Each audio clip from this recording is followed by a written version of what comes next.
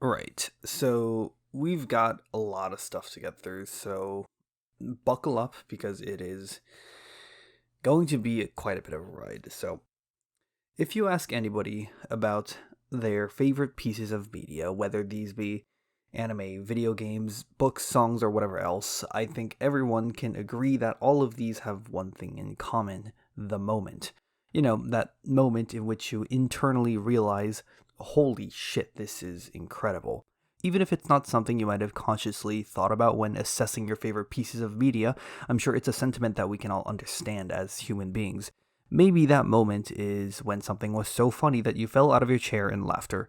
Maybe it's something that silently brought tears to your eyes without you even realizing it. Maybe it's a shiver down your spine as you finally recognize the magnitude of what you've been witnessing. Whatever that feeling may be, I'm sure we all know what I mean by the moment. The opening to this video pretty unabashedly gives away what I'm about to say, and yeah, it's exactly as you would expect. Heavenly Delusions gave me the moment, but that sentence by itself doesn't really get the job done. The sentiment I would use to describe the moment I had with Heavenly Delusions is one I've already mentioned: a shiver down your spine as you finally recognize the magnitude of what you've been witnessing. Never has a piece of media challenged my ability to think critically as much as Heavenly Delusions has. Never has a piece of media rewarded me for paying attention to tiny little details as much as Heavenly Delusions has. The phrase blow my mind gets thrown around a lot, even in my own videos too, but never has that phrase ever been more true when I had the moment.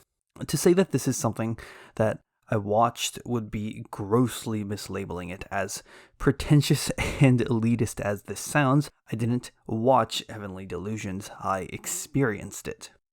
I can't recommend this anime enough. There's a manga as well, but I haven't taken the time to read it. I considered it for the purposes of this video, but after having viewed the anime a second time, I realized that I already had too much on my plate for a single video with just the anime. I couldn't even begin to imagine what it would be like to process an extra manga's worth of information on top of all this. So, while this video contains spoilers for the anime, it won't contain anything for the manga. If you haven't watched or read Heavenly Delusions, I implore you to do so, please. I have never felt this strongly about a spoiler warning before, and I genuinely cannot imagine anything that would make me feel even stronger about spoilers than I do right now. If even just one person listening to this turns around to check out Heavenly Delusions and manages to walk away with the same experience I had with it, then I would consider this video wildly successful, even if that person doesn't return to watch it. Please experience Heavenly Delusions for yourself before allowing me to talk about my time with it. The entirety of Heavenly Delusions is all tied together by a thin, string-like promise that everything will converge. What seem like two wholly disconnected stories are destined to come together in some way, shape, or form, and both stories are working towards that moment of convergence. Exactly what this moment is going to look like is very unclear, but all that matters is that the time will inevitably come. The anime establishes this idea quite early on. This promise is what maintained my interest throughout the entire ride that was Heavenly Delusions, and it's a promise that hasn't been upheld by the anime yet. It makes a lot of very obvious strides towards this goal, but it's also not afraid to take some steps back here and there to leave the viewer questioning where the story is supposed to be headed. Perhaps the single most important element of Heavenly Delusions is in its ability to consistently raise so many questions without somehow feeling the need to answer many of them directly. There's something about how the anime is able to keep things so obscure at all times, and it just dumps mystery after mystery on the viewer while giving them not a whole lot of room to breathe and think about. And while none of these mysteries are resolved completely at any point, the anime somehow manages to drop all these little hints here and there that allow the viewer to connect the dots silently without ever bringing it up to the forefront. And some of these little hints are buried within what are quite literally blink and you'll miss it shots. I'm sure for every detail I notice, there's one or even more that I haven't. In this way, the story is very satisfyingly frustrating. Once you come to terms with the fact that the story isn't going to be forking over answers to its mysteries, it leaves a lot of questions open-ended and allows for the viewer to come to their own conclusions and fill in the necessary gaps. It's honestly like if there were two different books, but every other chapter alternated between the two different stories from these two different books while simultaneously skipping chapters. Now that I'm actually reading this analogy, it's actually complete dog shit. But perhaps the coolest part about all this is that while Heavenly Delusions does the same process of smothering the viewer with questions while providing nowhere near as many answers, the purpose that this process serves for the two stories are completely different. For one of these, it's to highlight a sense of journey within a larger world, and for the other, it's to create a creeping sensation of claustrophobia. Now, I'll be the first person to admit that what I care about more than anything else in Heavenly Delusions is the narrative progression. Even through my thick skull, I could hear the rumblings of some larger themes within the story about identity, growing up, and probably some other topics I didn't notice. While I get the feeling that there's a poignant message about these things hidden under all the layers somewhere, I could never wrap my head around it. But let's set that aside and finally begin to take a look at these stories. We'll begin with Part 1, Outside of Heaven. Outside of Heaven, we watch two characters named Maru and Kiriko go about in a search for heaven. They don't know where to look, they just know that it's out there somewhere. So they search all over a post-apocalyptic Japan to look for any leads that will take them one step closer to heaven. I really enjoy the dynamic between these two characters. There's a lot of little bits of awkwardness and confidence injected into their dialogue that makes watching their interactions really fun. The sheer embarrassment that comes with their car failing to start is my favorite single moment between the two. There's a very sibling-like quality to their dynamic that's just enjoyable to watch. But setting their direct dynamic aside, I quite like what they did with Kiriko's backstory. It's a super interesting concept of a sister sacrificing herself for her younger brother and the younger brother's memories being implanted into the body of the sister. It gets more ridiculous every single time I read it. The backstory of this process is presented well, and while the whole concept gives me a bit of a headache, I do like how both the time she spent as Haruki, living his own life, and Kiriko chasing for answers has shaped Kiriko's behavior and outlook on the world. Haruki wanted to be able to help out his community alongside his hero, Robin, and he wanted to be able to protect his sister, Kiriko. But in an eagerness to do so, he walks too deep into danger and is killed by a man-eater, with his last fading memory being that of his sister clutching onto what remains of his body. It's an excellent portrayal of an innocent life being cut brutally short. Both sides of the story are told well. Haruki's feelings are portrayed directly as the story is told from his perspective, but both Robin's anger and the viewer being an outsider looking in makes it very clear that Haruki is reaching too far. On the other hand, I don't really have much to say about Maru's backstory. Maru's retelling of his past is extremely vague. I didn't mind it the first time because I didn't end up thinking twice about it, nor did the anime care to talk much about it. I didn't mind it the second time I watched it because I realized that Maru's backstory is kept vague on purpose. While the two of them go on a journey together, they each have their own different goals they want to accomplish. Maru wants to find heaven and beat someone that has the same face as him. Kiriko wants to find Robin and the doctor in order to find out more about how she became who she is, and as they explore outside of heaven, they come across a lot of different people. One aspect of the world outside of heaven that I loved a lot were the glimpses we got to see into the little pockets of society. The story obviously takes place in a post-apocalyptic setting, but enough time has passed to allow for humanity to start getting back on its feet. The hippies of Tomato Heaven give us a look into a fringe community that's content with farming tomatoes and smoking their marijuanas. Towns with fully operational markets and a localized system of currency filled with all sorts of vendors that are bustling with people. The quirky little rules that govern these places, like being able to occupy any old abandoned room during your stay as long as you mark the door, or having to register yourself at a designated office in order to acquire the local currency. And while people may be killing things like birds and rats to feed themselves, these settlements are doing well enough that there's even room for entertainment, such as a functional arcade or even electric kart races that people bet on. All these weird details and facilities that construct the places Maru and Kiriko visits add so much character to not only the individual locations but the entire world as a whole, and it helps a lot that the people they meet in these places feel strongly connected to the places they live in. It feels like the protagonists are exploring genuine, living, and breathing environments with history, even if the history may not be very extensive. One example of these pockets of society that really made me stop and think for the first time is in episode 10. This is when Chuichi, the storyteller/scammer, requests Maru and Kiriko to investigate what remains of the walled city to see if there's any clues left in regards to the whereabouts of his child. The walled city was a society of unknown purpose that was ruled by women. Men were kept in what was essentially a prison for the purposes of breeding, and Chuichi is one of these men who was once imprisoned within the city.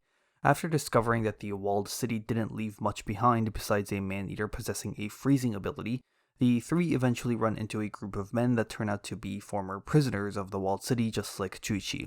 They're led to a small house that the prisoners have been living out of for some time, and Chuichi's healthy child is there too.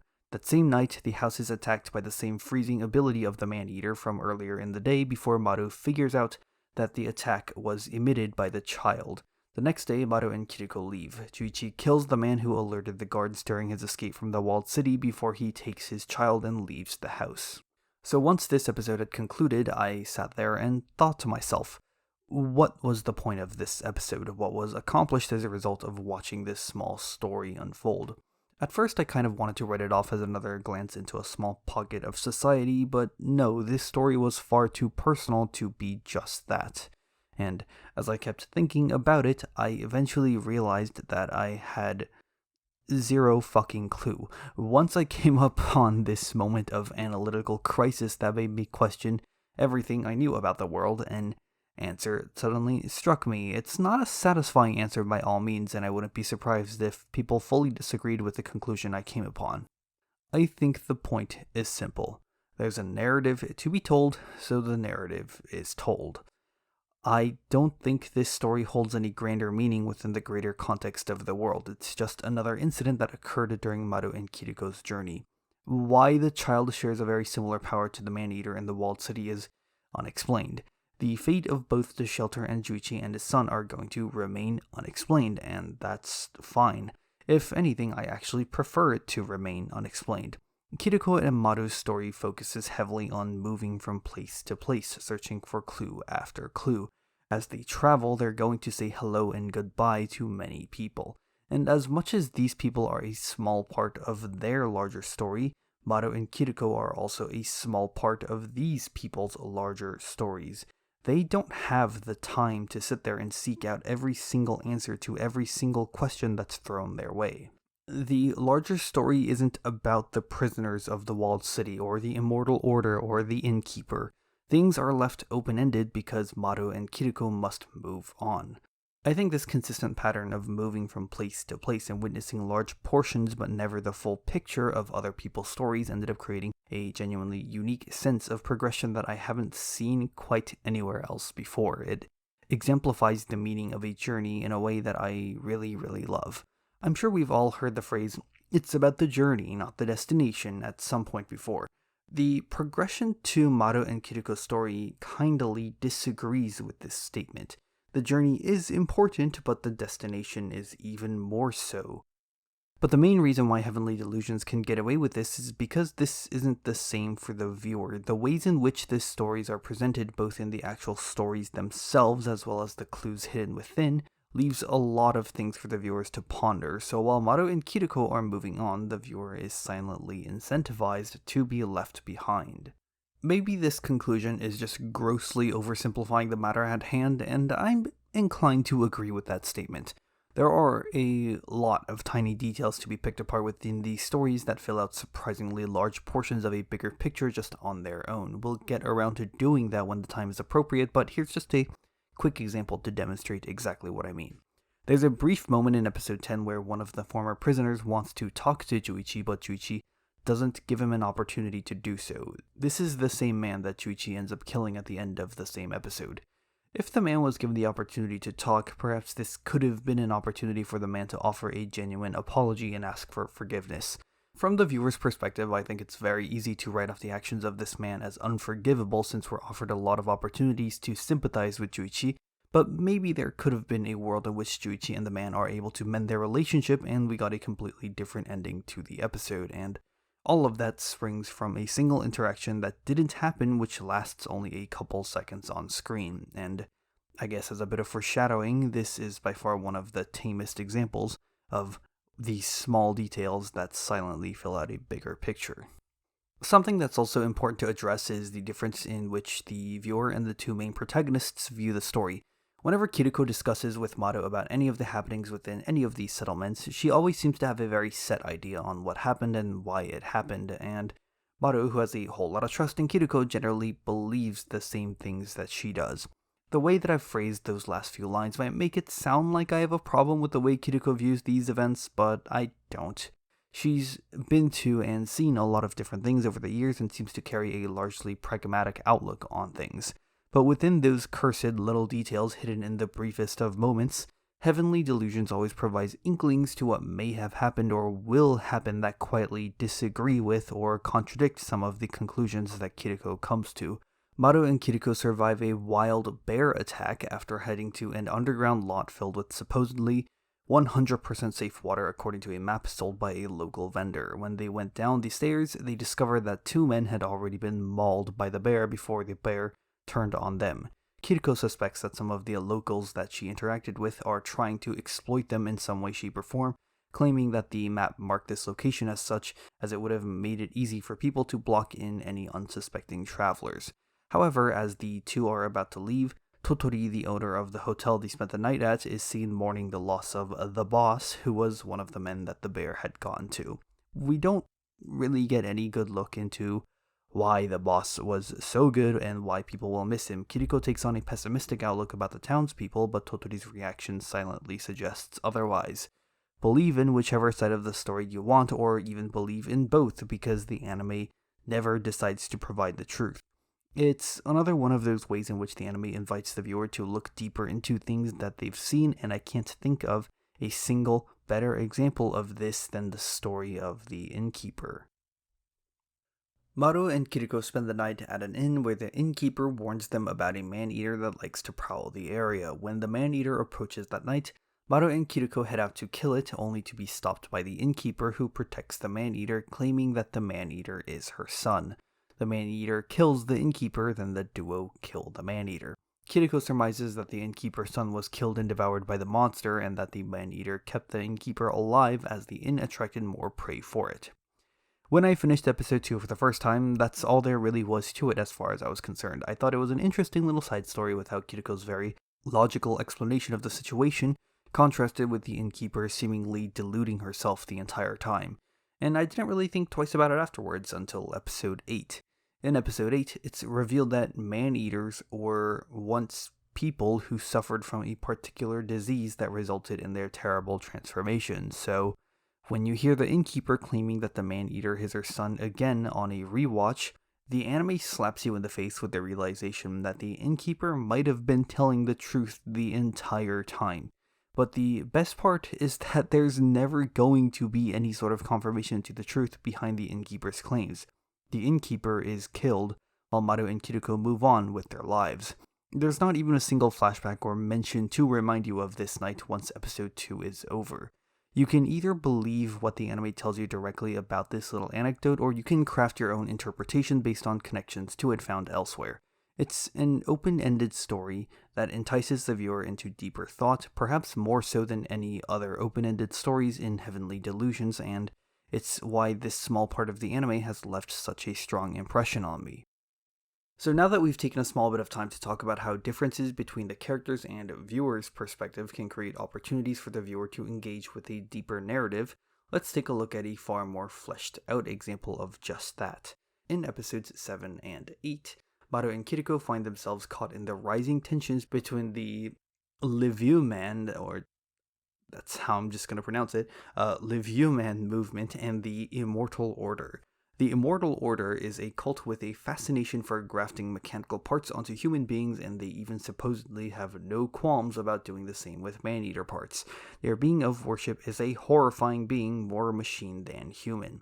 Liviu Man is a movement led by a woman named Mizuhashi, and they protest against the unethical and inhumane practices of the Order. And straight out of the gate, it's not hard to see how much of an impact the differences in character perspectives will have on the story. When listening to Mizahashi's description of the Immortal Order, it's done in almost like a cliche horror movie kind of way where it's a person walking down a spooky hallway all on their own before they look into a room and see something terrifying that they're not supposed to. When watching it for the first time, the viewer is more or less inclined to believe everything Mizahashi says simply because the anime hasn't given the viewer any reason why they shouldn't. But later on, when you see the ways in which Mizahashi and Live Man as a whole act, it really calls into question a lot of things said by the various Live Man members. Maybe Mizahashi's description of her encounter inside the Order base is quite literally how she perceived the event, or it could be how her mind eventually twisted the event as time has gone by due to the initial shock of the scene, or maybe she's intentionally twisting her own telling of the story for the sake of fear-mongering. Or maybe I'm just overthinking this short little flashback that could simply be taken at face value, but the anime has kind of trained me to overthink scenes because of the nature of how both perspective and obfuscation of information plays into the storytelling experience. But once you meet Usami, the head of the Immortal Order, for the first time, any trust the viewer would have had in Live Man begins to crumble away bit by bit. Usami has been painstakingly keeping his partner alive through every means possible, barely keeping her together by hooking her up to every machine he could possibly get his hands on or put together. You can tell that this character cares about his work, but it's initially kind of hard to tell by exactly how much, at least until Usami, Maru, and Kiruko go about trying to fulfill Usami's partner's last wish of seeing the clear blue sky one more time. The single moment where it actually kicked into me about how much he cares is when he accidentally stretches one of the wires while helping move his partner, causing her quite a bit of pain as she silently calls him an idiot for doing so. Usami seems genuinely distraught by this fact, and something that little sold me on just how much he cares. Given that most of the views that we were given of Usami was through the lenses of outsiders, it's not too hard to believe that his partner was being kept alive against their will in some sort of grotesque experiment. Even with the reveal that he was keeping her alive so that she wouldn't become a man-eater, it's still not impossible to believe that the patient is forcefully being kept alive. Usami himself even recognizes this fact at some point, with him talking about how he considered letting her die and becoming a man-eater, but the last words she's able to type out in her final moments, "Thank you for letting me die as a human," shows that his efforts weren't in vain, and you can even see this realization wash over him as he breaks down into tears.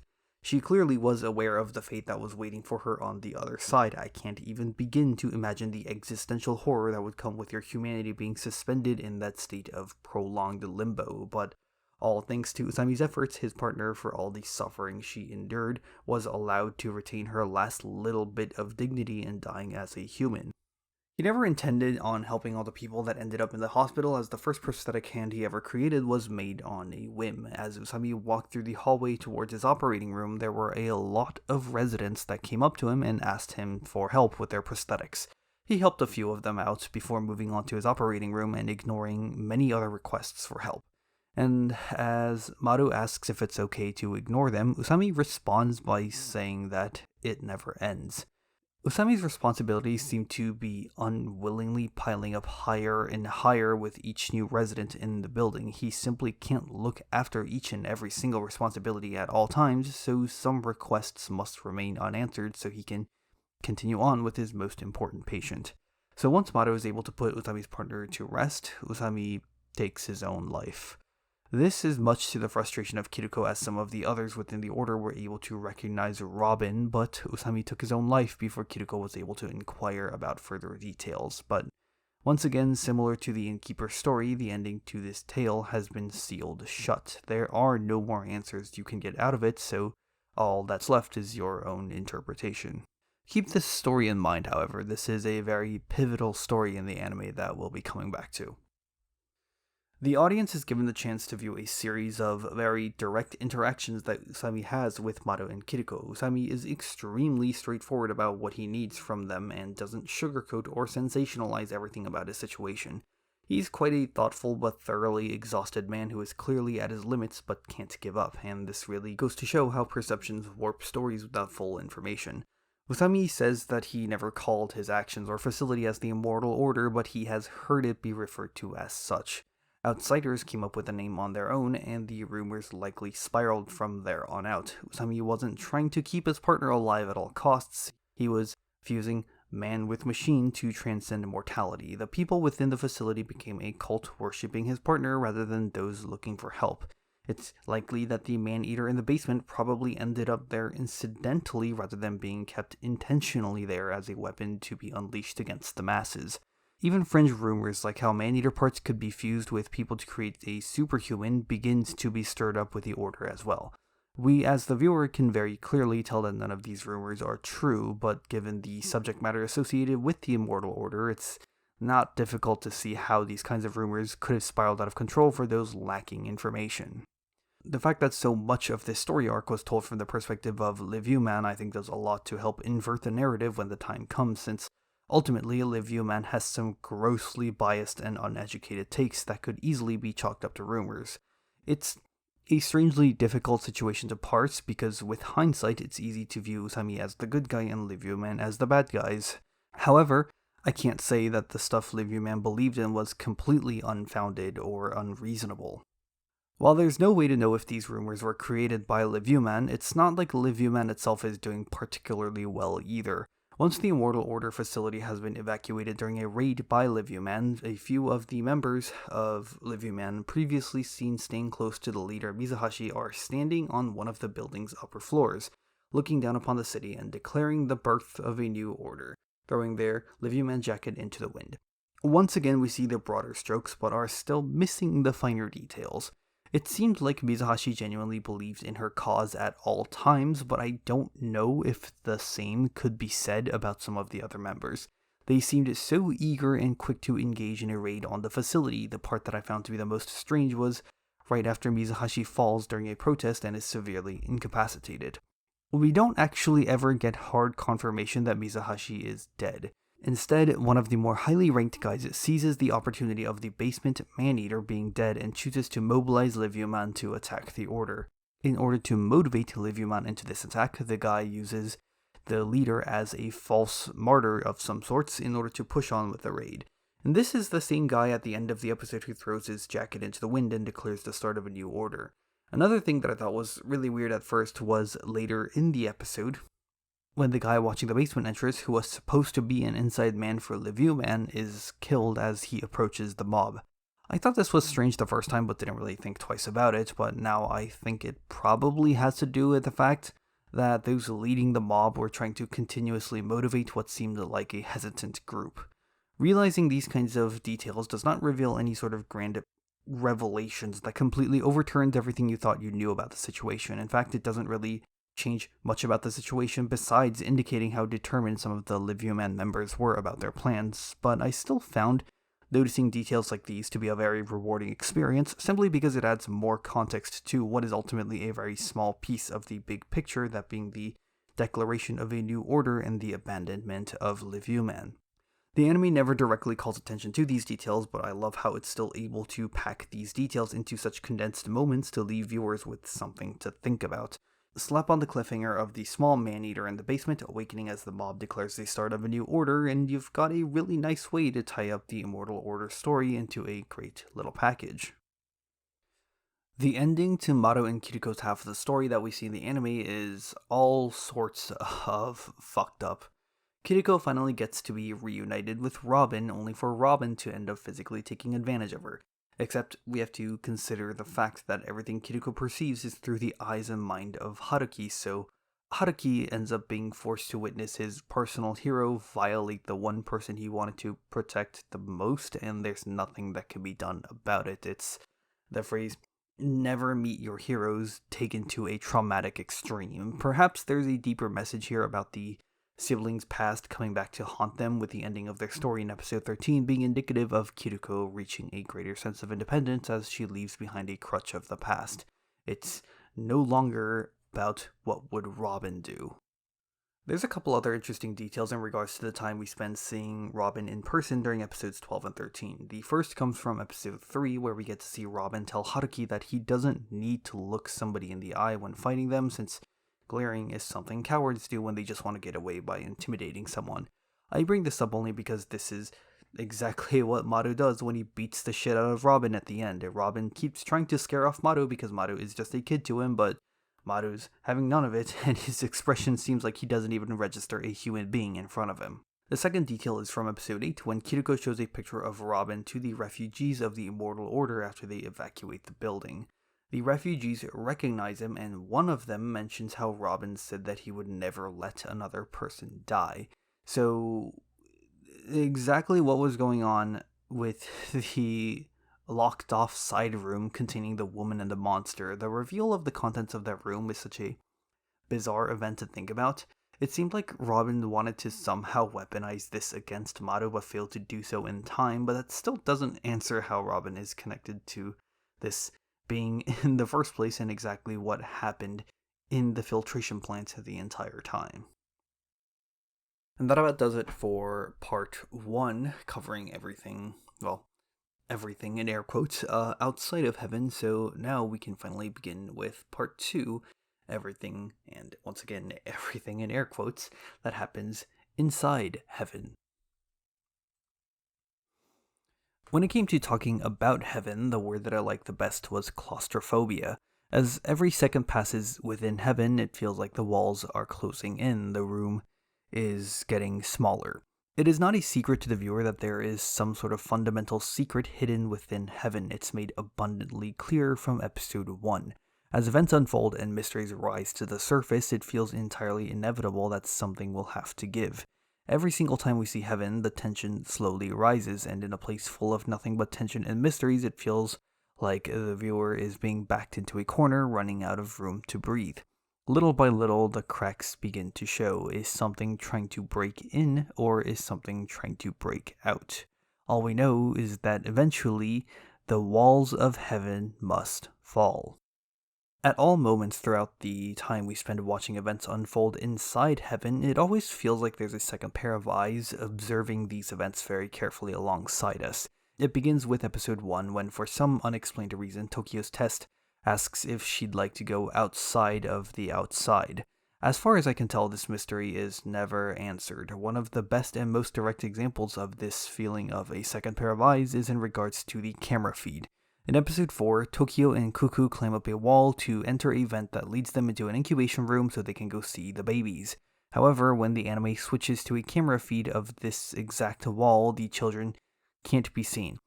Obviously, this is extremely bizarre, and I immediately thought that there must be something weird going on with these kids, but as the story moved along, so did my brain, and I didn't give it much more thought until the second time I watched it.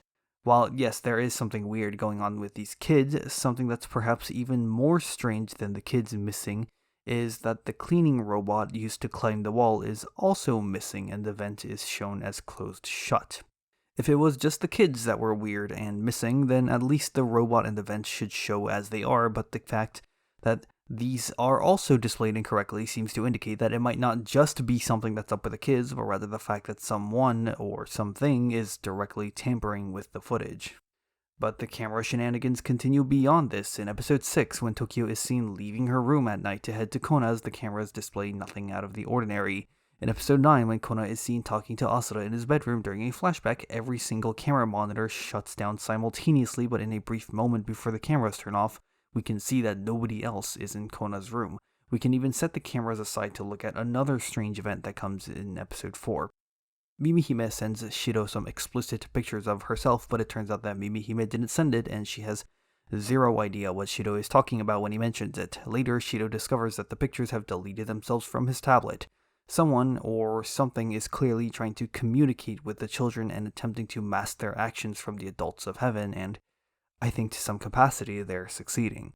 In episode 9, it's revealed that Tokyo is pregnant. Later on in the same episode, the director of heaven mentions that the children within have never been taught the concept of sex nor the distinction between male and female. A lot of the character designs for the children in heaven are also gender neutral in order to reinforce this idea as well.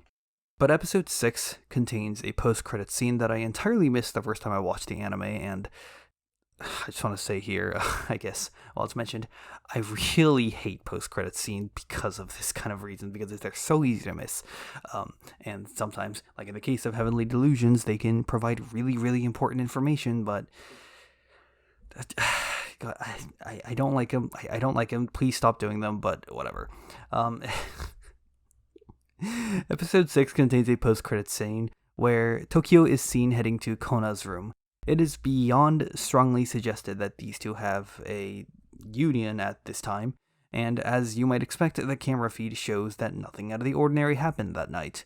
My best guess is that this someone or something that's communicating with the children managed to educate select children on the subjects that heaven specifically doesn't talk about. I think there's an argument to be had that perhaps it was just base human instincts, but if this were to be the case, then a situation like this probably would have come up in the past. For me, it almost feels like the second pair of eyes watching the story are slowly but incrementally weighing their presence down upon this place, as if they believe that they can crush these walls and set everything free. From my point of view, the second pair of eyes acted as an external source of pressure slowly trying to get heaven to break. However, there's also a fair share of things happening within heaven that act as an internal source of pressure slowly rising to the surface before it tries to burst out of the walls. The best way that I can describe it is that the external source of pressure feels like something is trying to set the children of heaven free, while the various internal sources of pressure feels like the children trying to break free of heaven. The most obvious and on-the-nose example of this goes back to where else but episode 4, where the sick and dying Tarao tells Tokyo to escape this facility as this place is dangerous. In episode 9, Kona says that whatever got to Asura is now coming after Tokyo. Asura is the single most enigmatic character in the entire anime. For how important this character seems to be in regards to the happenings within heaven, we know next to nothing about her. Her appearance is the easiest thing to point out because she looks like an alien rather than a human being. The ways in which she speaks and acts is definitely human, and both the children and the adults of heaven don't seem to care about her different appearance at all. But this character is seen telepathically communicating to Kona despite being in a different part of the facility and can somehow float and even develop these huge wings before she takes her life via a noose made of some form of energy. She's even able to telekinetically catch Kona as he falls from the balcony after she takes her own life. And all of this isn't even mentioning the fact that she has healing powers. Setting all of this supernatural stuff aside, I also want to bring up that the first time we ever see her is in a nightmare that Tokyo has while in the infirmary, and while nightmares can just be a piece of one's own imagination, heavenly delusions isn't an experience in which things are just thrown around lightly, so there clearly must be some sort of greater meaning to her appearance in this nightmare. Asura is the only part of heavenly delusions that I have genuinely zero answers to. Everything else about the anime I can at least surmise something, but I have nothing when it comes to this character. Maybe there are answers to this character out there in some small details strewn about, or a perspective I haven't considered, or things in the manga that I wouldn't even know about because I haven't read it. Asura is described to have been born into a body that could not handle its own mind, and that too many cruel ideas were forced upon her. Asura's birth itself was a sin. This character so clearly seems to be playing an important role in the story, but no matter how I twist this Rubik's Cube, I am just not seeing any answers. But she's not the only child of heaven with something bizarre going on. In fact, there's something bizarre going on with all of them. Cuckoo has some incredible climbing abilities to such a point that it's kind of difficult to continue suspending my disbelief. I was kind of willing to write it off as just, anime being anime the first time I watched Heavenly Delusions, but some of the ways in which she's able to grip onto surfaces is just absurd. Kona seems to have some kind of ability to visualize things that are far away from him. The most notable example of this is during the flashback in episode 9 when he's able to see the balcony that Asura is at without having line of sight of it. One of the younger children causes people who make direct eye contact with her to have hallucinations of their worst fears. Mimihime is the most interesting child by a large margin because she has the ability to see the future. She doesn't know when or why something will happen, but she's able to see what will happen.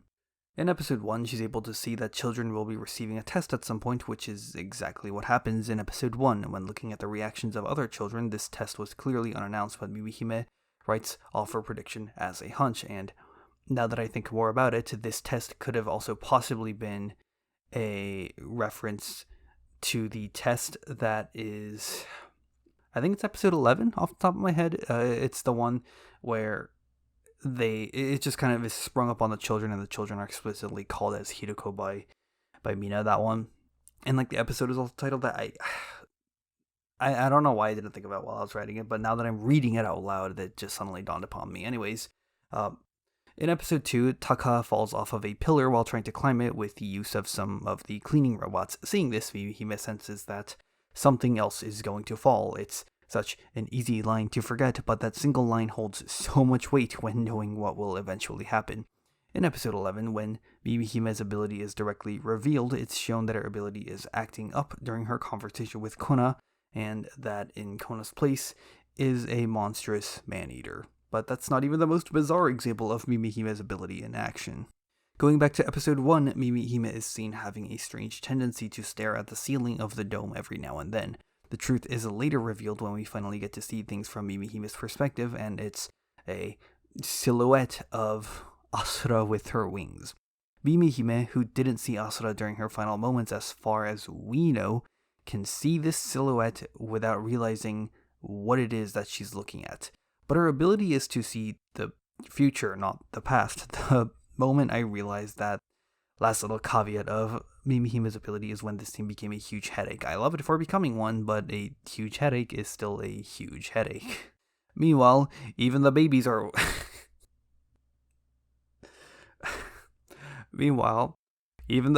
weird.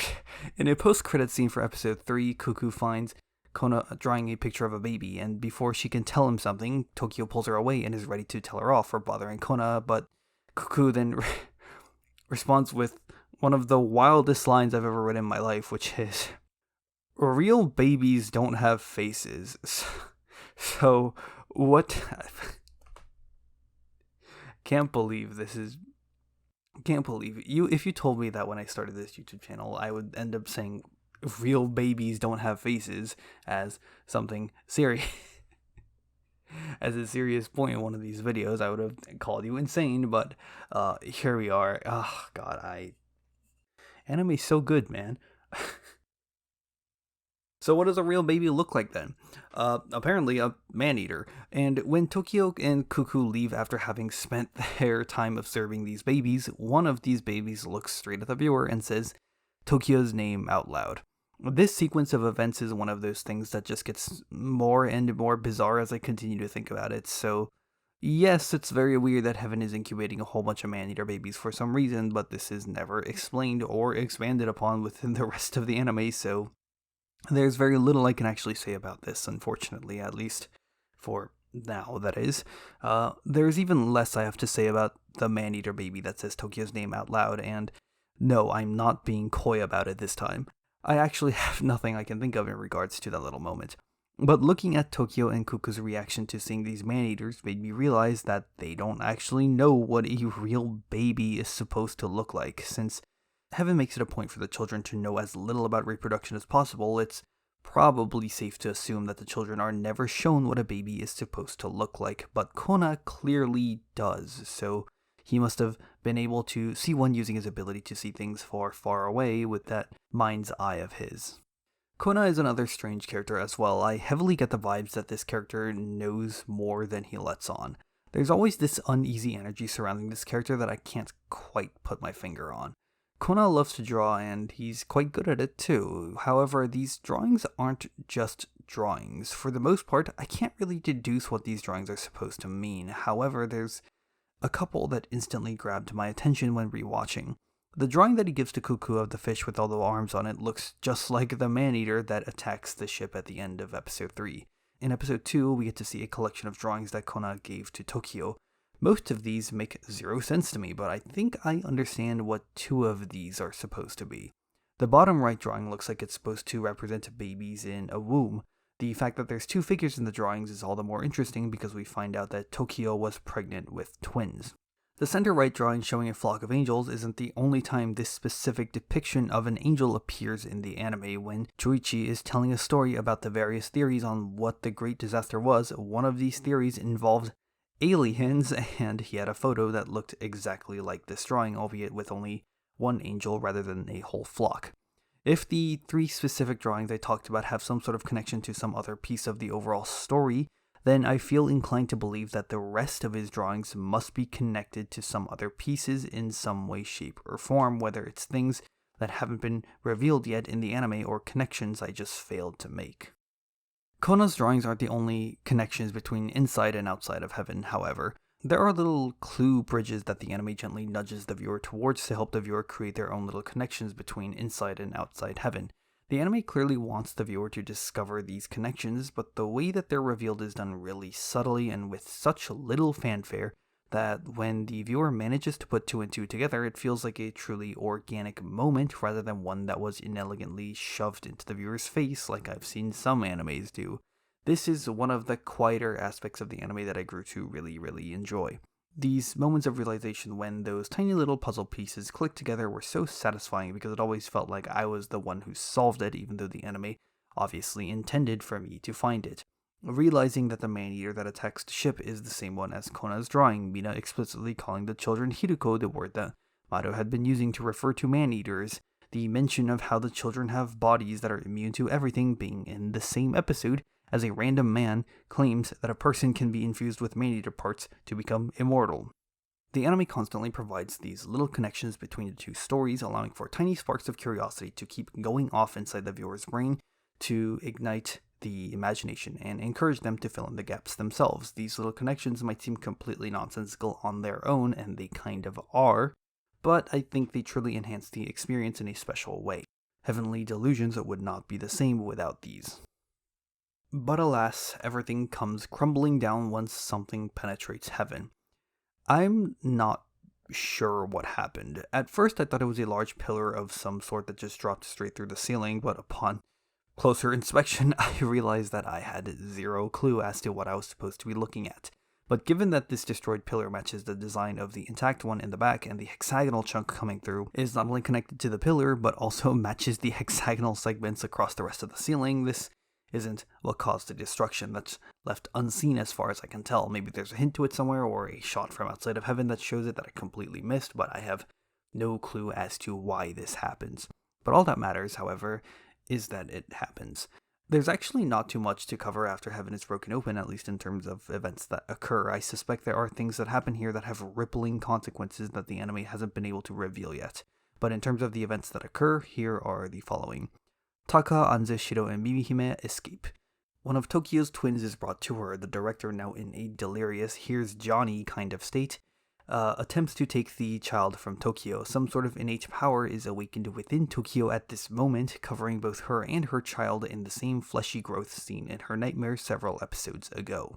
And when the director grabs them, she also begins to be encased by the growth. The very last shot of the anime depicts the escaped children heading towards a massive metropolis in a boat. I'll be completely honest and admit that I have nothing of substance to say here. I don't know what the immediate consequences that ripple out from this series of events are. Part of it has to do with the fact that the events are so jarring, especially the things that happen within what's left of heaven, but the ending leaves me completely baffled as well, because this city that the children are heading to is like nothing we've seen of the outside world. So here I am, from the future, to barge in on my own video. Now that I've listened to myself talk about the events inside heaven, I've realized that I actually do nothing but talk about the things that happen inside heaven, but nothing else beyond that. So we're gonna fix that. Let's stop talking about what happened and instead begin talking about why I like these things that happened so much. There's a kind of helpless horror to watching everything unfold. I wouldn't say it's a cosmological, eldritch, Lovecraftian kind of helpless horror. Rather, it feels more like a fundamental, baseline level of dread. You know there's something terrifying lumbering around in the darkness, but it refuses to show its face to you because it would rather watch you instead, which, now that I'm reading this, it sounds like a cosmological, eldritch, Lovecraftian kind of horror, but the scale doesn't feel quite as big to me. It feels a lot more grounded, I think would be a better way to describe it. The best part about it is that the characters seem almost unaffected by this. Yes, there are some strange things that certain characters say and think, but there's never a point where any of the children begin to actively question the sanctity of heaven. Even when the kids escape heaven after it blows open in the end, they think that this is still part of the test that Mina spoke of and not some sort of freak accident that has completely destroyed the purpose of heaven. There's a kind of blissful ignorance to most of these children that only amplifies the tension because the anime clearly leads the viewer to believe that something is going to happen to the children. Meanwhile, the second pair of eyes that I spoke of is still sticking around this entire time, as each episode passes, it feels like they get closer and closer to not only the children, but also you as a viewer. At the end of episode 11, I think it was, there's a whole bunch of shots of various children before it eventually cuts to a shot of Mina in the dark. There's this weird sort of wet, organic pulsing noise in the background the entire time too. This scene is genuinely fucking terrifying to me. It was as if whoever or whatever those second pair of eyes were finally caught up to me and was breathing down on my neck. The anime puts the viewer in such a unique position of stress that I've never experienced with media before. I'm sure that comparisons to The Promised Neverland have been made before because the similarities seem so obvious, but in The Promised Neverland, the main characters at least had an idea of what was going on, had some level of power to which they could dictate the outcome with. The aforementioned blissful ignorance of the children, the uncertainty of the ending, and the overbearing presence of the second pair of eyes all bundled together to make the experience inside heaven a truly dreadful one. That sounds really bad without context, but I just gave you the context, so hopefully you know that I mean it in the best way possible. Alright, we got one more segment left before we can wrap up this video, and once again, friendly reminder to buckle in, strap in your seatbelt, and make sure you hold on to your juice boxes, because this is when my mental state is going to start deteriorating at a quicker rate than the rest of the video. So let's take a step back in time to when I had just finished watching Heavenly Delusions for the first time. I adored it, and I already began thinking that it was one of the best storytelling experiences I had witnessed. Despite boldly leaving so many of its questions unanswered, it still delivered on its promise. If we throw it all the way back to the start of this video, then you might remember hearing me say this.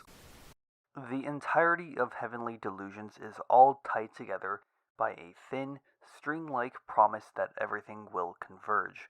What seem like two wholly disconnected stories are destined to come together in some way, shape, or form, and both stories are working towards that moment of convergence. Exactly what this moment is going to look like is very unclear, but all that matters is that the time will inevitably come. This was the general thesis that I came up with during this time by which I was going to navigate through this project as a whole. A large chunk of the anime was about Maru and Kiriko getting closer to heaven one clue at a time, while heaven came closer and closer to going outside of the outside. Each of these stories were primed to collide with one another, and while the way that I'm talking about it right now makes it seem like I changed my mind at some point, I didn't. This is still the main thesis of the video, but the way in which I view this thesis is completely different now than it was after my first time with Heavenly Delusions. By some miracle, I had managed to stumble upon a precise way to describe how I was going to feel about everything in the end without having any idea on what this feeling was going to be.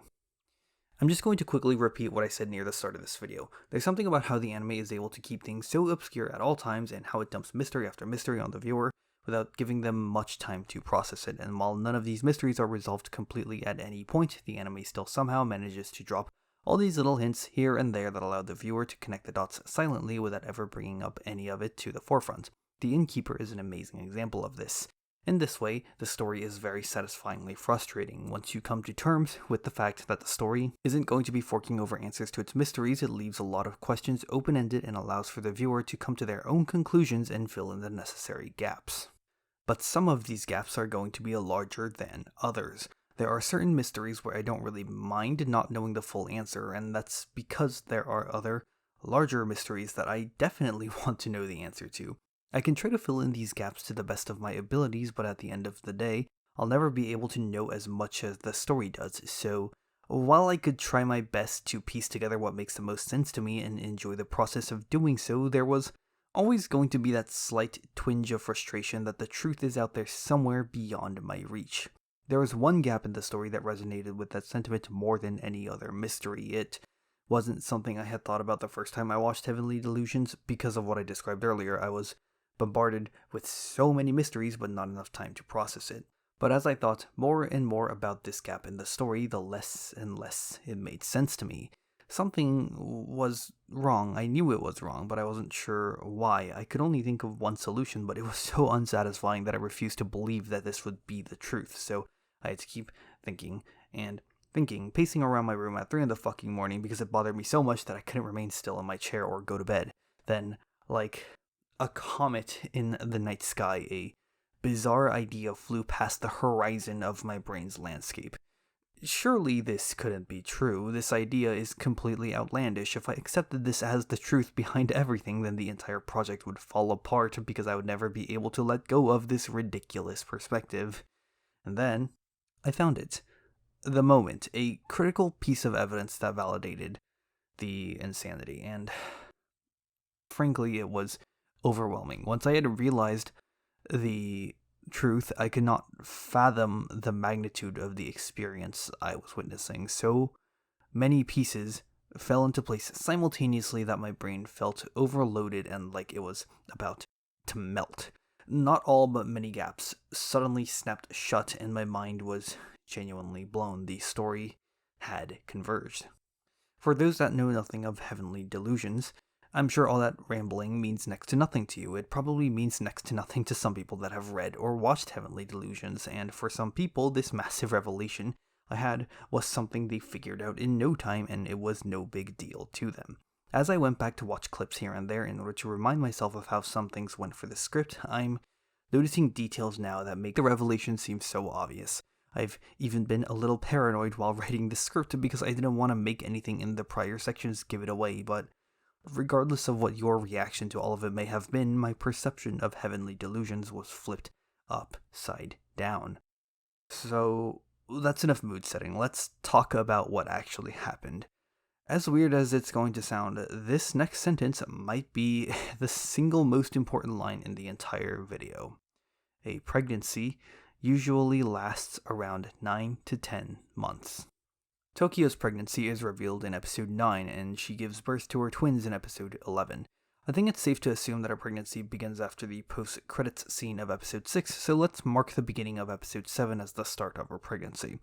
It's a huge deal for the adults in heaven because they don't understand how this huge situation came to be. It's a huge deal for me because it simply didn't add up. The first time I saw these episodes, I didn't think much about it because everything was still new to me, and my brain was trying to keep up with all the weirdness that was happening. But during my second time through, something about Tokyo's pregnancy began to bother me. What happens outside of heaven in episodes 7, 8, 9, 10, and 11? In episodes 7 and 8, the Immortal Order arc happens over the course of 2 days. Mato and Kiriko post up their sign on day 1, where they are taken in by Liv Man at night and hear about the whole situation. On day 2, they go into the basement to get rid of the man-eater and then go upstairs with Usami. In episode 9, Mato and Kiriko are trekking onwards after everything that happened at the Immortal Order, where they eventually bump into Chuichi. Chuichi tells us various stories, then pieces out. Afterwards, Mato and Kiriko find a small abandoned branch of the Takahara Academy, where they learn about the existence of the larger facilities. All of this takes place within a single day. In episode 10, the duo are approached by Chuichi, who requests them to investigate the Walled City. They travel overnight to the Walled City, where they explore the facility and eventually reunite Chuichi with his son. The next day, Mato and Kiriko leave. All of this takes place over the course of 3 days. In episode 11, they wake up in the morning to continue traveling towards one of the larger Takahara facilities before they decide to spend the night in an abandoned house where they see smoke in the distance. All of this takes place within a single day. Assuming that all of these events happened with no gaps of time between them, it would have taken them about a week to do all of this, maybe a bit longer if we wanted to say that multiple days could have passed as they traveled between episodes. I'd probably say 2 weeks max, though. There is zero chance that Tokyo's pregnancy from conception to birth took 2 weeks to happen. Even the most premature of births last at least a few months, so something isn't right here. The first thought that crossed my mind was that there was something so physiologically unique about Tokyo that she could handle a 2-week pregnancy. Yes, there are some very weird things about the children in heaven, but this idea was so stupid to me that I basically dismissed it immediately, so I went back to the mental drawing board, contemplating and pondering before an idea struck me out of the blue. What if the stories are told asynchronously? What if what we see inside of heaven and outside of heaven are told at 2 different paces? This was the only thing that made sense to me. If you line these stories up side by side, one of these just seemingly accelerates out of control in its chronology.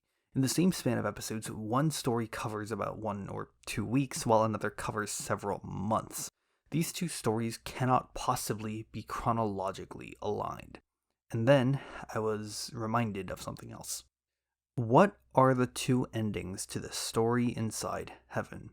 One of the endings is that a number of children escaped, but the other one involves Tokyo, her child, and the director being encased in some sort of cocoon made manifest by Tokyo's powers.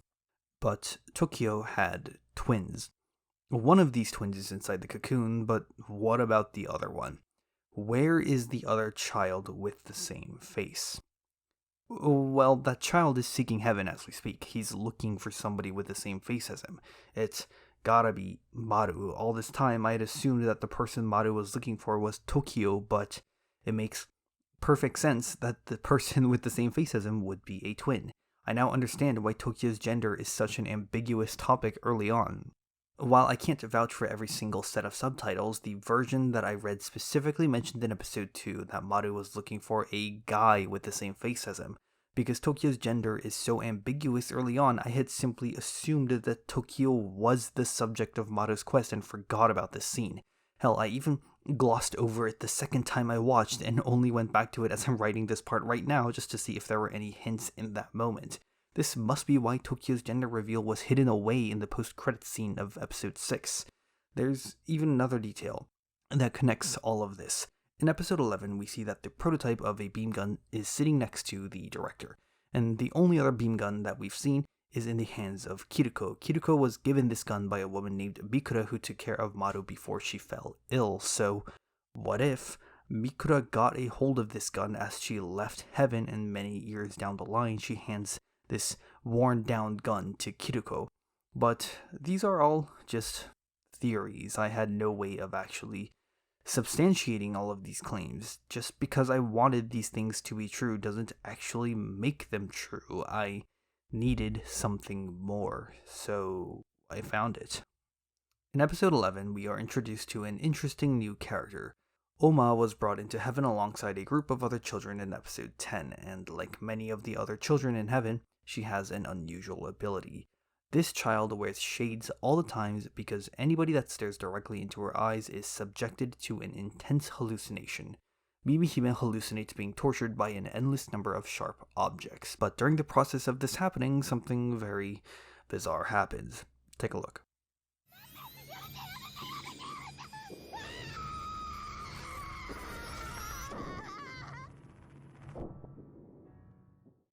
So, what are those images? In order, we have the ceiling of what looks to be a somewhat rundown room, a pile of wires on the floor, a blurry skyline at night, a syringe, a sunset viewed from a derelict city street, a bloodied mass of bandages, a white cloth splattered with blood, a dirty monitor with the reflection of two people in the screen, and a bright blue sky. Where have we seen these before? The easiest one to explain is the blurry skyline, which is the final shot of the anime right at the end of episode 13. But a lot of these other ones bring us back to a strange location in our story, and it's one I told you to remember: Usami's operating room inside the Immortal Order. The blood and bandages need no explanation, and the monitor matches the wear and tear on a lot of the other machines in that room, but what about this clean, unblocked shot of the bright blue sky? The sky is brought up as a relevant point twice. Once in episode 12 when Mimihime falls over backwards as she looks at the sky for the first time, and another time in episode 8 as the final wish of Usami's partner. And when you remember the fact that Mimihime's unique ability is to see what will happen in the future, I'm sure you can easily guess what I'm about to say next. Mimihime is Usami's partner. All of the... God, just like saying that again, and just like the sensation of like reliving that experience, I guess, just by like reading what I've written down, is just like, oh man, it just like sends a shiver down my spine again. Oh God, it's such a, what a fucking revelation. All of those images that flashed by were parts of the future she saw. It's no coincidence that she admits this fact to Kona after her first encounter with Oma occurs. During my first time through, I had written this little piece of the episode off as just a bit of random detail to add to the atmosphere of that moment, but little did I know at the time that it would become the single most important detail in the entire anime to me. So where does that leave everything else in the story. How does Mimihime being Usami's partner shape the remainder of the story? Well, the first thing is the timeline. Every event that we see unfold within Heaven takes place many years before the events seen outside of Heaven. Maru is stated to be 15 years old, and if he's just a freshly born infant at the time of Heaven breaking open, then we can say with a fair bit of confidence that everything in Heaven takes place about 15 years prior to everything outside. The second thing is that we now know the identity of Usami as well. It's Shiro. Both are white-haired male characters of few words with a talent for machinery. The anime makes it direct and clear that Shiro has feelings for Mimihime, and it looks like those feelings stayed with him until the day he died. Furthermore, the button that Usami is seen holding moments before his death is the same one that Mimihime is seen giving to Shiro on the day of their escape from Heaven. We can also tie up a few more character identities between the two different time periods as well. People become man-eaters. This is explicitly stated by Usami, and we can know who one of these man-eaters are. Oma's ability to trigger vivid, nightmarish hallucinations is not unique to her. It's also used by the man-eater found in the basement of the Immortal Order. In a setting where every child in Heaven has a unique ability, I find it very hard to believe that there are just man-eaters out there that perfectly replicate these unique abilities. So the only logical conclusion has to be that Oma becomes this man-eater in the basement. I couldn't tell you when this happened or how she ended up in the basement, but I feel pretty confident about this one. Maru calls man-eaters Hiruko and Mina the AI called the children Hiruko in episode 11. This should have immediately caught the eyes, or I guess ears, of the viewers, because now the anime is putting some sort of direct connection between these two elements of the story. There was the scene of all the man-eater babies in the incubation room, but what this scene is exactly supposed to mean in the grand scheme of things is still very unclear to me. But now that Oma can be pretty clearly linked to a specific man-eater, this seems like irrefutable evidence that every single man-eater must have once been a child of Heaven. After all, these are the two elements of the story that have a supernatural commonality between them. It was something I never considered in the past because A, I was still operating under the assumption that both sides of Heavenly Delusions were happening during the same chronological window, and B, there's a number of man-eaters whose powers can't be directly linked to a specific child. Excluding the basement one, there are 4 other man-eaters we see in Heavenly Delusions. The bird one with the whip-like appendage, the fish one with too many human arms sticking out of it, the spider one with the freezing power, and the one with invisibility that killed Haruki. Of these 4, I feel somewhat confident in being able to link 2 of them to certain children of Heaven. I could easily be wrong, but these 2 make a decent amount of sense to me. The one that I feel slightly more confident about is the fish man-eater from episodes 3 and 4. In episode 4, as the ship that Maru and Kiriko are on is getting attacked by the fish man-eater, Kiriko specifically notes that it has suction cups that it's using to grip onto the sides of the ship. You know who else is unnaturally talented at gripping onto things? Cuckoo. She's also the child that receives Kona's drawing of the fish with the human arm sticking out of it. I always knew there was something suspicious about the drawing, but ever since I made a connection between Cuckoo and the man-eater, the drawing has only become like 20 more layers of fucked up to me. The second man-eater is quite a bit of a stretch, and the reasoning is definitely going to take longer. I believe that the spider man-eater seen in episode 10 is either one of the 2 girls that are seen kissing near the start of the anime. In episode 10, when Kiriko is being chased by the spider, there's a very, very brief shot of the side of the spider as it's skittering along. And on one of its legs is a trinket that is identical to the one that Juichi is seen carrying around. Later on in the episode, during a flashback, we can see that it was given to Juichi by the 2 women who tried to escape with him and his child. And for a bit of extra context, one of these women is also the biological mother of Juichi's child, and that they also owned extras of this trinket. And even later on in the episode, we hear that the man-eater attacked the facility about a month after the 2 women were executed for attempted escape. So I believe that one of these 2 women had the disease at the time of their execution, and once they were dead, the disease could take over and begin the transformation. While it's possible that the man-eater ended up with the trinket because it appeared from elsewhere and ate the bodies, the way that the trinket is strapped around the leg seems to me that it must have been strapped on a wrist or ankle of whoever became the man-eater, and the only people we see with these trinkets strapped on are the 2 women. First of all, I just want to say that it's incredibly impressive to me just how much information can be extrapolated out of such a simple detail that is quite literally in a blink and you'll miss it moment. Second of all, how does this connect to the two girls in heaven?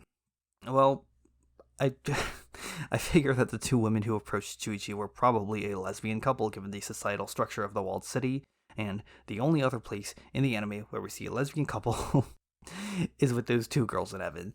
That's it, that's all I've got. I told you this one would be a bit of a stretch. I think everything about how the spider came to be is pretty solid, but actually identifying those two women is still kind of shaky. And while we're discussing episode 10 of the Walled City again, let's talk about Juichi's kid. One of the big mysteries surrounding Juichi's kid is how the kid has the same freezing powers that this spider had. Well, if going by the logic that the spider is one of the two women that tried to escape, then the spider would have been the kid's mother. The kid simply inherited this ability from his mother, and this isn't the only example of a unique power being passed down from parent to child. I always thought it was kind of weird that Maru just has this ability to reach inside people and touch their hearts, but if he inherited from a parent, then it suddenly doesn't seem so weird anymore. This was probably Tokyo's latent ability that we just never got to see. But that's not the end of it, because while Maru and Kiriko are inside the walled city, Maru is able to figure out where the spider is during its initial attack by seeing a vision of it being above them. The one other person that we know can see faraway things with their mind is Kona, who is Maru's father. However, even though a plethora of answers now click right into place with the realization of how the broader strokes of the timeline fit together, there's still plenty of mysteries that aren't resolved. Things like the incubation room seen in episode 4, or the core that appears after cremating Tara, or literally everything related to Asura are still things I can't think of any answers to. But I think that's kind of the best part about all of this. Somehow this earth-shattering revelation about the chronology of heavenly delusions is able to provide so many answers to so many mysteries, but there are still so many other mysteries that remain intact. It kind of drives me insane, but in the nicest way possible. Usually I have no qualms with looking up spoilers for stuff that happens after the events of an anime, in stuff like a manga or a light novel or whatever, just out of curiosity. There were many times that I felt the urge to go do so with Heavenly Delusions, to just go look something up to see what happens to it after the events of the anime, but I've had to restrain myself each and every time because I just love the process of organic discovery so much. I'm sure there's things in the last section of this video that are just flat out wrong. I haven't done my research on this theory mostly because I refuse to do so because of what I just said a moment ago. It still leaves me baffled as to how a story was able to be put together like this, of how clues spanning across several episodes and a clash between details that call into the future and remember the past all come together into what initially feels like a Gordian knot of a story before you notice the single thread that unravels it all. So many things seem obvious to me now that it feels a little silly reading back some of the things in the script about how my mind was blown and all the times I mentioned how I didn't notice or care about something in my first watch. It almost makes me feel like an outsider to my own thoughts and with how hyperbolic some of the script feels. But I also know better than anyone that everything I wrote about my feelings in this video are genuine. Heavenly Delusions has really helped me gain a newfound appreciation for storytelling and of how the process of telling a story is just as vital to the actual story itself. It's a truly beautifully crafted narrative that has skyrocketed its way into becoming one of my all-time favorite pieces of media. Thank you for watching. Alright, welcome to the outro, everybody. If you enjoyed the video, please consider liking it and maybe even subscribing to the channel. Every little bit goes a real long way. So once again, I just want to say thank you so much for watching the video, and as is the case with these outros every single time I do them, there are just things in my notes that I couldn't find a good place to fit in that I think were still interesting enough to mention, or things that I realized while I was recording or editing or assembling the video and whatever that also were too awkward to properly fit in anywhere. So this is where it belongs. This is basically the garbage dump of the video. So I guess I just have a quick bullet point list of these that I just kind of have to spitball off of. So let's go for some bonus content. First of these is a series of couple shots that I thought were pretty interesting throughout the anime that I just found while I was clobbering together clips in the assembly process that I just wanted to mention. So in episode 5, there's this shot where Maru makes eye contact with Usami's patient / Mimihime for the first time, and when he does, he looks away and Mimihime just closes her eye. I thought this moment was, when I finally noticed it again, really, really sad, because you could imagine a world in which Mimihime, for however many months, maybe even years, probably years, that she suffered and was slowly had to be cut off from further human contact, mostly because, she couldn't move because she had to amputate a lot of limbs. And in the process, you could say she just lost a lot of human contact, so when she finally met another person again, the person's eyes just like dart away the moment they make eye contact, and she just like has this like moment of defeat and acceptance that she just closes her eyes. Another interesting thing to mention off of this is that I forget which episode it is, but there's this one part where Mimihime is talking to somebody else, and they talk about how they have a dream, and in the dream, somebody that looks like Tokyo shows up, but then like it makes them feel really good, and then the dream is over, or something like that. And I thought that was just like a really interesting parallel to here, and it's too bad that we never really get to get a real good look into how Mimihime feels about the whole situation until right before her death. So it's just something that we have to sort of think about and chew on, and it's really sad. Just another quick one is there's this really weird one shot of in episode 10 when all the new kids are brought into heaven. There's this very weird shot of one of the new kids' eye where there's clearly something in the reflection of the eye. I can't tell what it is. I found it in the footage I was working with, 19 minutes and 43 seconds of episode 10, so if anybody else wants to go look at that, I guess that's a thing you could do. But I thought that was interesting. I couldn't really make out what it was, but it was cool. And then lastly, this is, I think, the most interesting one, in episode 11, when all the kids are gathered in the pool in front of Mina as Mina is ready to announce the test and stuff about going outside of the outside and calling them Hiruko's and whatever. There are two adults that walk past the window that's looking into the pool from above, and they ponder what this lesson could be about. This got me thinking once I finally noticed how everything was worded in this situation. This suggested to me that this gathering at the pool was organized by Mina, the AI, herself without the consent and knowledge of the adults. In general, as I edited the anime more and I just got to think more about this video, I get the vibes that I talked pretty extensively about the second pair of eyes. I feel like that's just like looking at the anime with you from right behind you, and it's like terrifying. I'm pretty sure the second pair of eyes is Mina the whole time. This, over the course of the anime, the feeling I got was, well, over the course of editing, I guess the feeling I got as I just got to look at her face more and more was that Mina the AI was becoming less A and more I. And given that she's very strongly suggested to be the mother of all these children, well, with the pregnancy imagery that surrounds her, this got me to think. I came up with, well, I thought of the idea that Mina, wants her children to be set free, so she's doing all that she can to set up the events that lead to the eventual breakout. I don't have conclusive evidence for this. Really, I don't really have super conclusive evidence for anything in the video, but it's something that got me really thinking about it, and I think it seems pretty reasonable to me in general. God, the more and more I ended up looking at Mina, the more and more she just terrifies me. I don't know. When I talked about Kona, I said Kona clearly looks like he knows more than he lets on.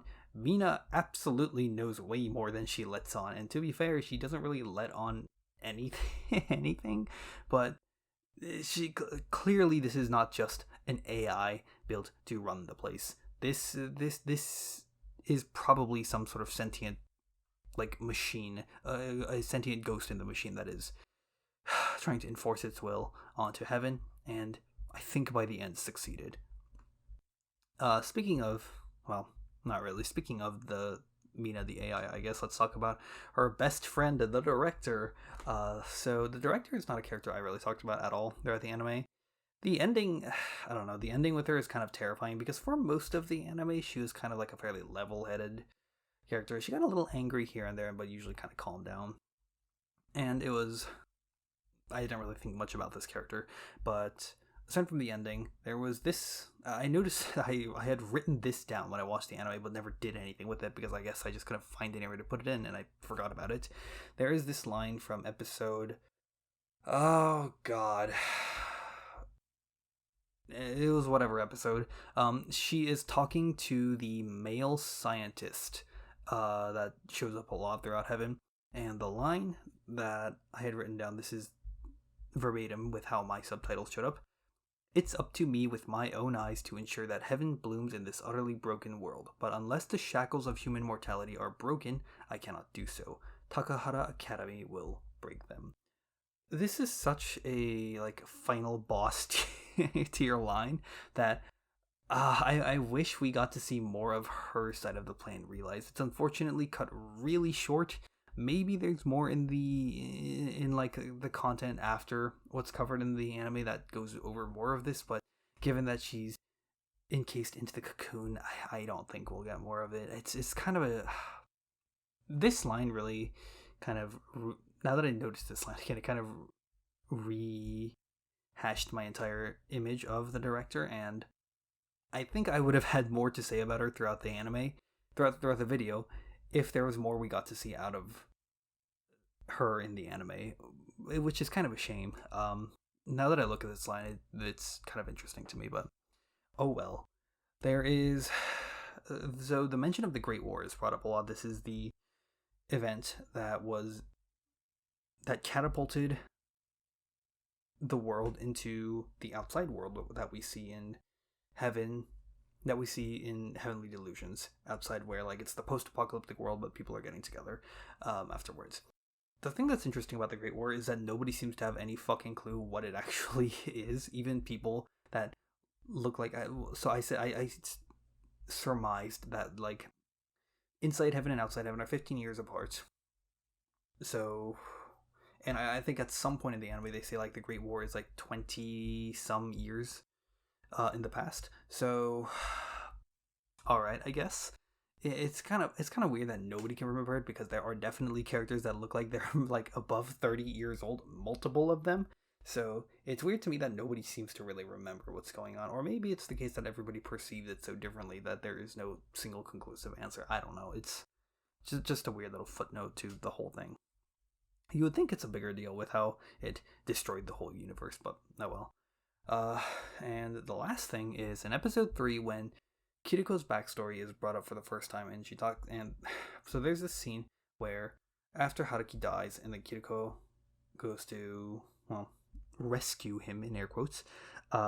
They both get taken to the hospital, and then later, Kiriko, as we know her, wakes up in a bed, and then but she has the brain of Haruki, so she thinks she's Haruki, walking around, and Haruki's going around confused, and the hospital staff are just like, oh no, we don't know what happened because the person who did her surgery is not here anymore, so we don't know what happened, but like Kiriko must just be like in shock from the loss of her brother, so she now thinks she's her brother. So I thought that was a really interesting idea, and that's something I thought the anime would play more with, which is Kiriko claims that she is Haruki's brain inside Kiriko's body, but reality says that Kiriko is still Kiriko, but she is just she's just delusional, and she's deluding herself into thinking that she's Haruki, but Haruki is actually just dead.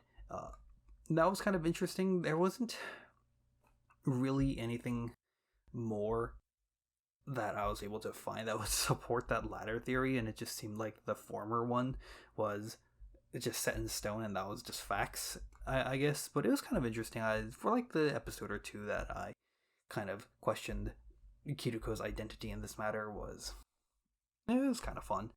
But that's it. Yeah, that's all I have for bonus content in this garbage dump outro for Heavenly Delusions. Um, I don't know what video I'm going to do next. I have ideas for sure. That's not really promising or anything, but I have ideas, but I just need to actually decide on something to do. I might maybe I won't do something quite as recent for a change of change of pace, since Darling in the Franxx was the last thing I covered that wasn't like immediately recent, and that shit was like a year ago. So maybe I'll jump back a couple years and pick something out of there, but who knows. I don't really have anything up. Oh, I guess, I mean, the new Arknights season looks really cool. As you can tell by the channel icon, I do quite like Arknights, so I'm really looking forward to that. Maybe I'll do a video on that one once it drops if it's interesting enough, because I don't really pay attention to the lore. But yeah, that's it. Okay, I'm gonna stop waffling on. I'm done for now. Done for real. Once again, thank you so much for watching this video and sitting through this trash fire as well. And yeah, I'll see you next time. Take it easy.